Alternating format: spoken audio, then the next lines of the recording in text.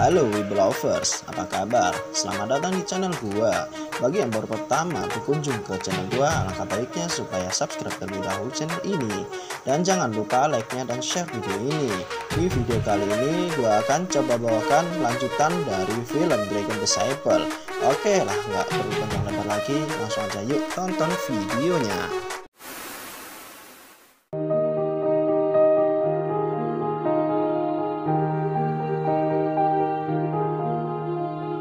Melanjutkan dari episode sebelumnya, seorang anggota properti yang sedang ditabrak oleh sang pemburu kapten. Sang pemburu sedang menggali informasi dari orang tersebut, akan tetapi orang tersebut tidak mengetahuinya. Namun si pemburu tidak percaya dan menodongkan senjatanya ke kepala anggota properti tersebut. Berpindah di tempat lain, yang mana Wang Chao ketemuan dengan Kak Chen di suatu taman. Wang Chao bercerita bahwa dia beberapa hari terakhir dia selalu latihan.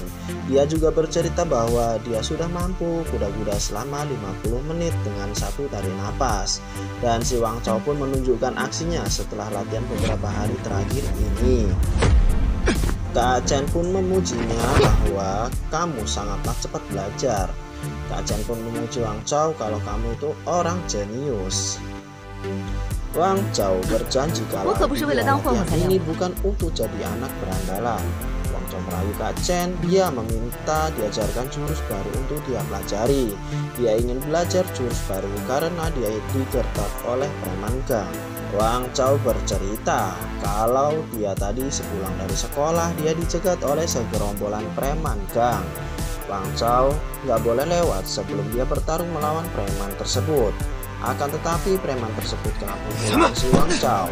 Preman itu mengancam kalau dia mengundang Wang Chao untuk bertarung. Dia berkata kalau aku nanti akan menghajarmu.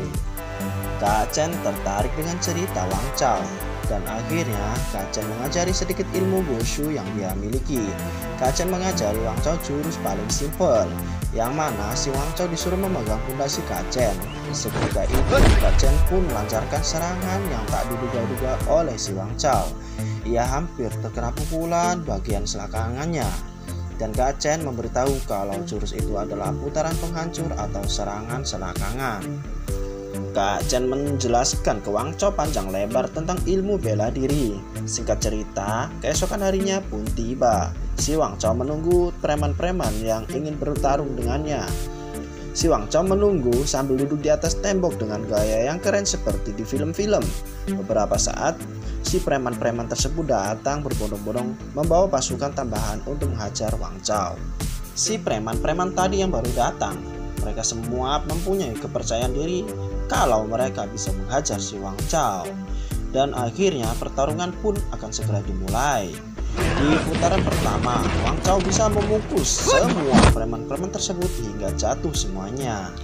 Akan tetapi putaran kedua diikuti oleh semua preman-preman tersebut.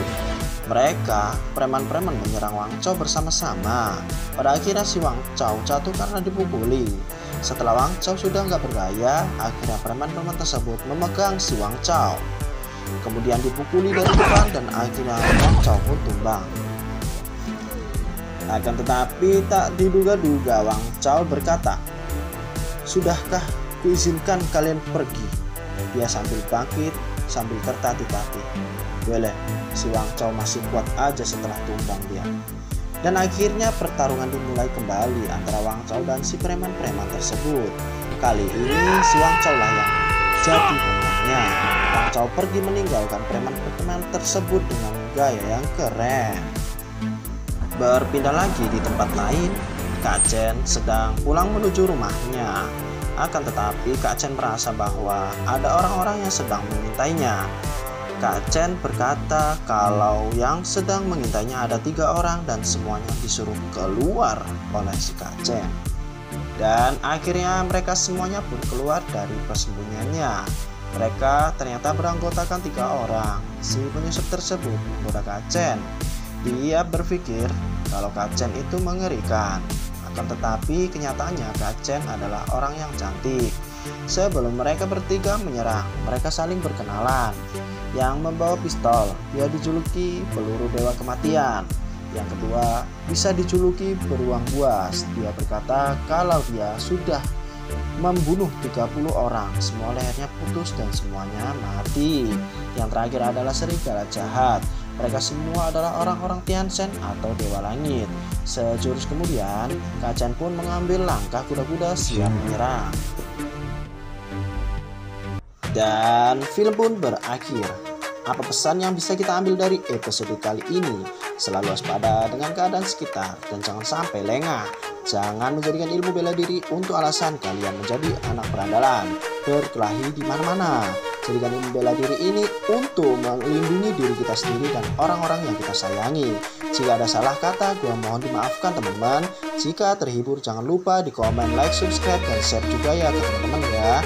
Oke, thank you udah nonton sampai akhir. Sampai ketemu di episode selanjutnya.